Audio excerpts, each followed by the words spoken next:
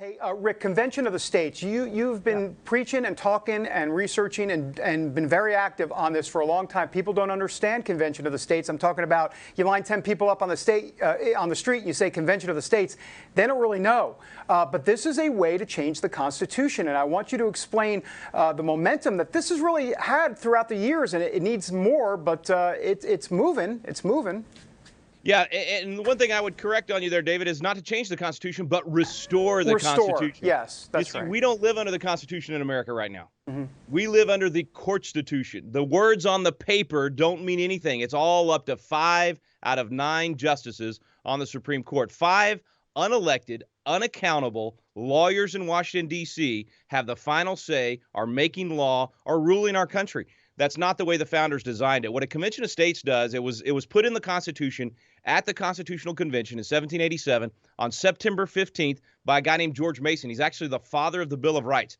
And Mason stood up and he told these guys, he said, listen, if the federal government ever gets outside of its boundaries, and just a basic civics lesson here, federal government, state government, local government, they all have their own jurisdictions, literally boundaries around what they can do. And as the Declaration says, they can only do what we say they can do, consent of the governed. And so he said, listen, we've drawn these boundaries. We've given the federal government only 15 enumerated powers. But what happens if they decide they want to be bigger and they want to be bolder and they want to get involved in our lives in other ways? They want to take power from the states. If they get outside those boundaries without us giving them permission, we need a way to put them back in those boundaries. For the last 90 years or so, the federal government has grown way outside its boundaries, doing things the Constitution never ever gave them permission to do, and that we the people never gave them permission to do.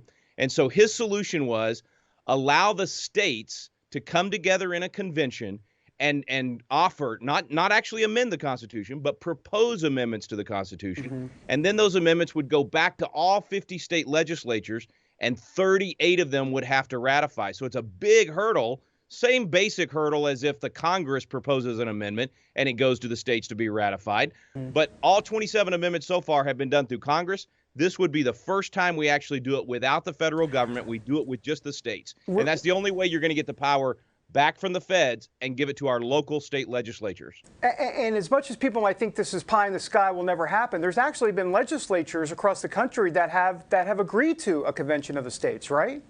Constitutionally, in Article 5, we need 34 states to ask for this convention, to call for the convention. We've got 15 so far in just the last few years. I believe we'll get another 10 or 12, maybe 15 more this year. And then within the next 2 years, get to that magic number of 34. Then we'll have the convention. It'll be the greatest constitutional lesson the nation has ever had because the news will be talking about it every day. Yep. What are they talking about in the Constitution? And it'll be the way to restore the Constitution, put the court back in its proper place, put the feds back in their place. And then, David, instead of having to have literally a national divorce or even a civil war, I mean, that's how bad we're split right now in the country. Instead of doing that, let each state call the shots in its states.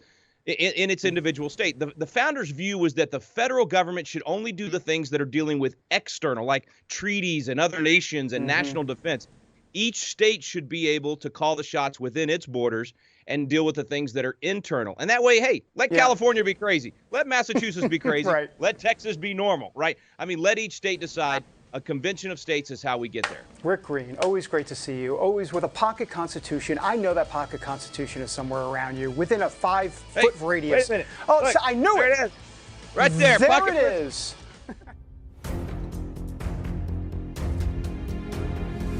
I'm here live in Philadelphia at the Tomb of the Unknown Soldier. When you hear the phrase lives, fortunes, and sacred honor, these are the folks we should think of, those who anonymously gave their lives. Well, today you have a chance to volunteer. You need to volunteer for conventionofstates.com, the movement that's going to save the country. These folks are willing to step up and give everything. We need you to give just a little bit. Go to conventionofstates.com and volunteer today.